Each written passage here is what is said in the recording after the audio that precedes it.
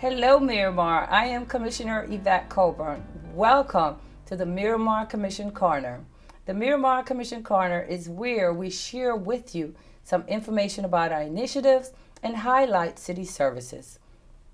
May is Mental Health Awareness Month, and today we will be discussing mental health and providing you the resources that you need.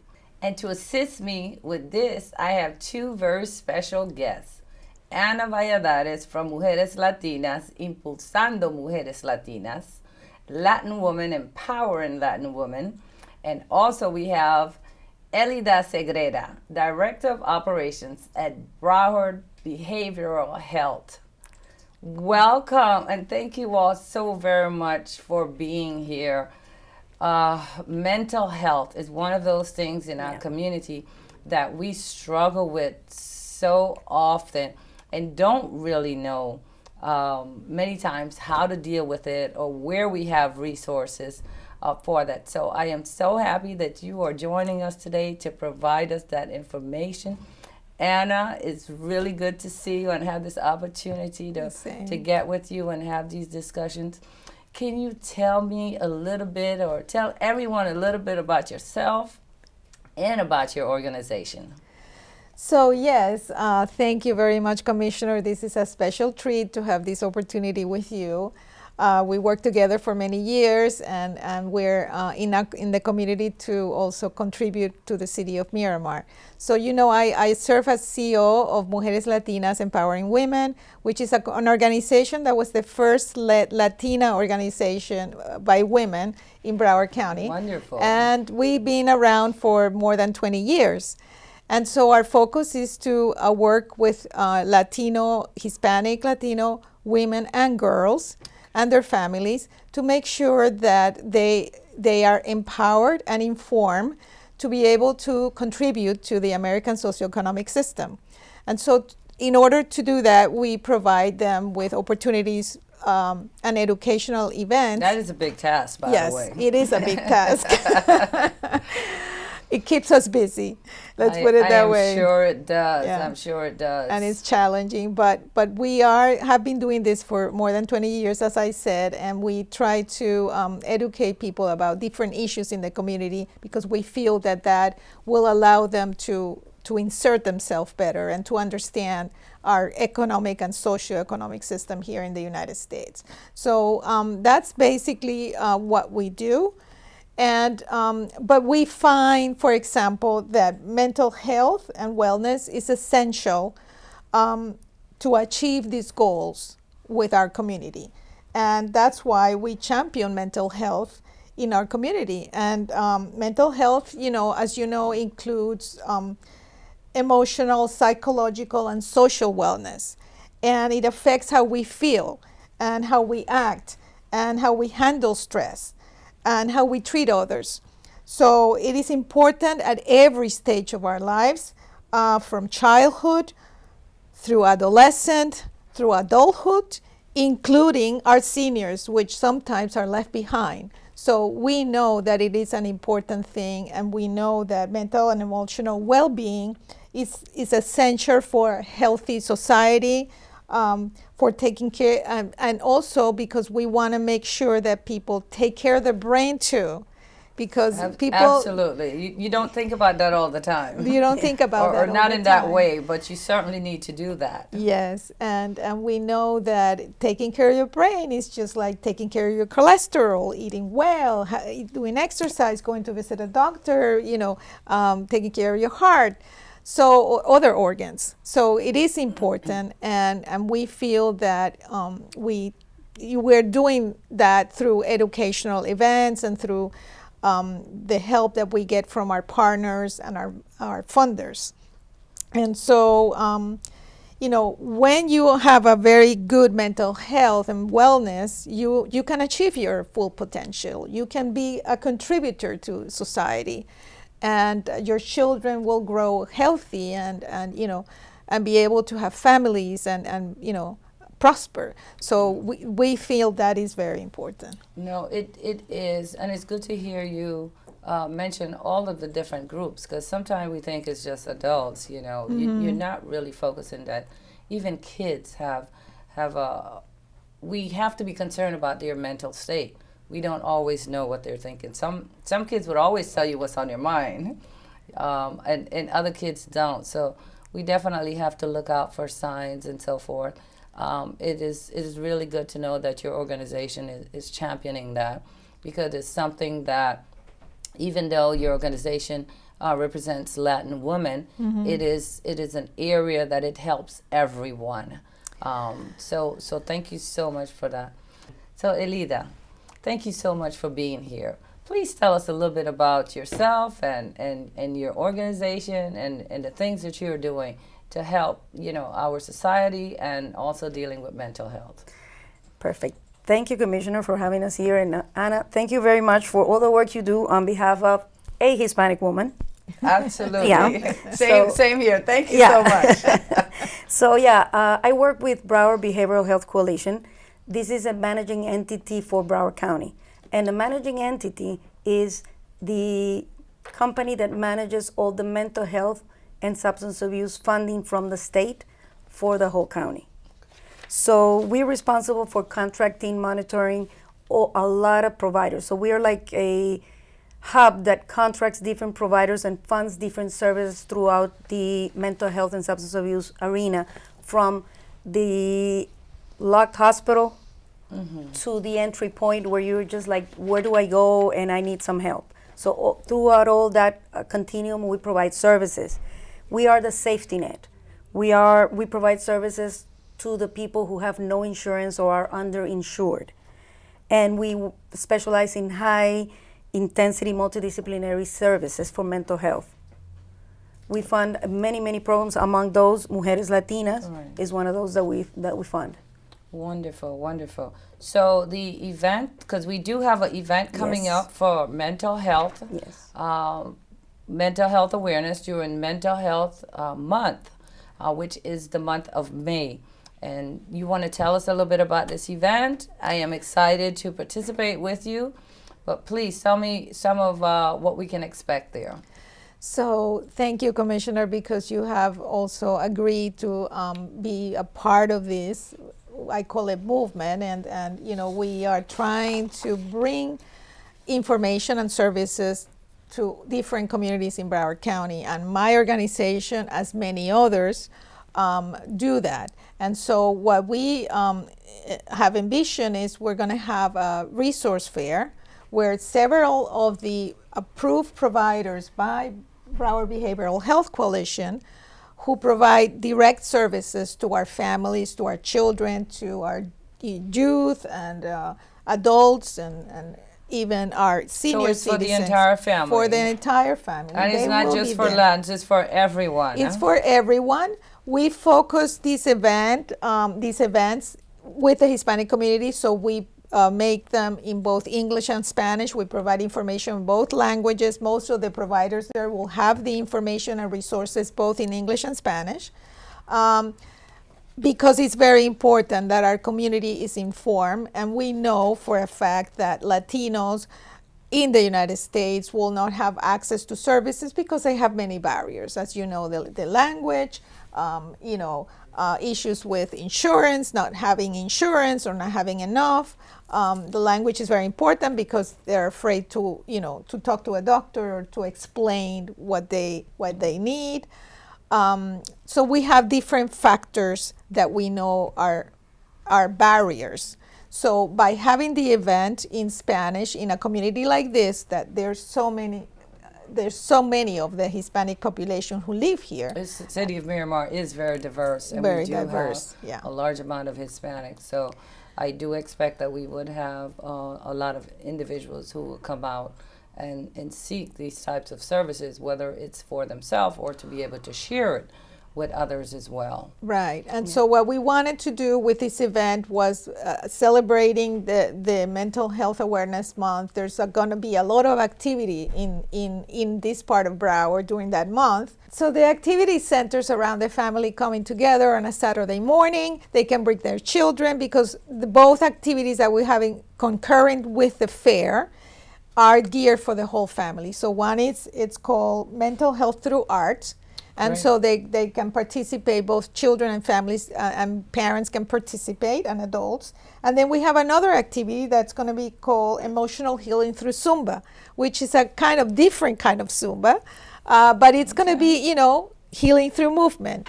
Movement, which is something that we all need to incorporate in our daily lives, because it's part of that wellness that we're striving to and that we need to have in our lives. So those activities are going to happen here in the city of Miramar, and we're hoping that we can bring in the families, because the resource fairs is very important, because the people can talk directly to the different providers. They can learn about the programs that they offer. If a child at home needs something, they will be able to address those issues directly with them, and then they can make appointments or follow-ups or anything like that. And it's always I know it's going to be a great program. It's going to be a great day. Mental health, it's so broad. There's so much that affects that. Like you were saying, your physical being, your health, all of it comes together to that mental that state of mind. So it all works out. So Zumba would be, any kind of Zumba would be good. and when you have an opportunity for parents and kids to spend that time together in a very constructive manner, I think it's good for both the parents and for the kids. Everybody walks away feeling good. Yes. And that's what this event is about. Elida, I do know that your organization has so many different components and so many different programs. Can you tell me a little bit about some of the most important programs? Do you have some information today you can share with us? Yes, of course. And basically what we do is like I said, we serve all the levels of care. But there's two biggest challenges, or the largest challenges that people have, and one of them is access. Getting where do I go? I have a problem, where do I go? And that's always the question. That's always the question. Usually is the problem for the person who's actually going through something, or you're trying to help someone. Exactly. Where do I go? We have several points of entry. Any of our providers in the network could serve as a point of entry.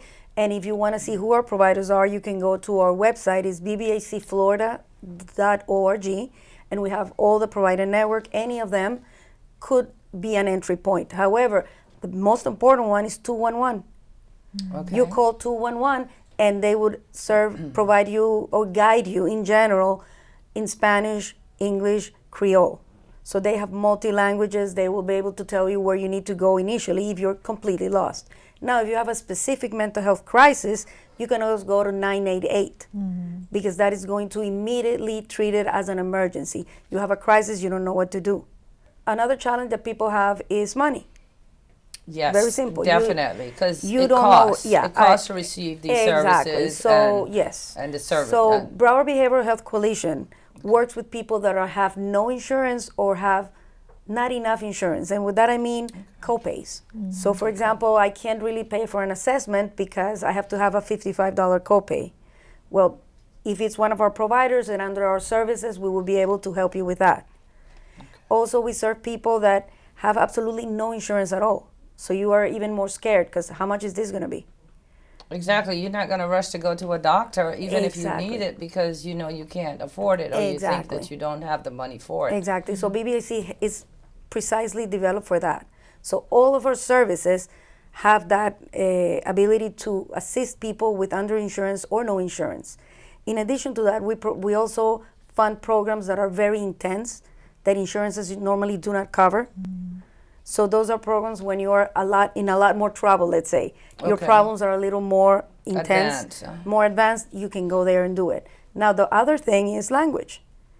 Okay. So the phenomenon that we see is children know and speak English very well, parents do not. So you're going to go to a therapist that you have no idea what they're saying to your child, or you don't understand what's going on, or cannot speak to you. How do you maneuver that? So all of our providers, we encourage to have therapists and assessors that speak more than one language. So most of them will have a Spanish speaker or more than Spanish speakers, so they can provide most of the services in Spanish and Creole. We're trying to move to other languages, but it's harder because we need therapists who speak other languages like Portuguese or Russian. Those are a little more harder, but Spanish and Creole, most of our providers do.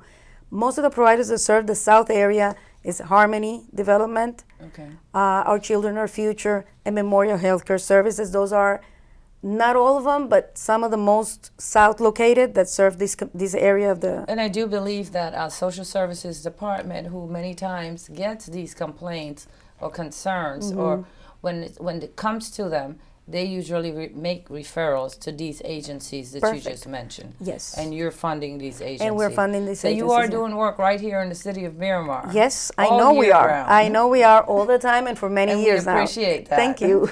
We're Thank- happy. Thank you so much. And I know that they are doing a fabulous job working with our social services department to address the needs of our community. So I so thank you for that.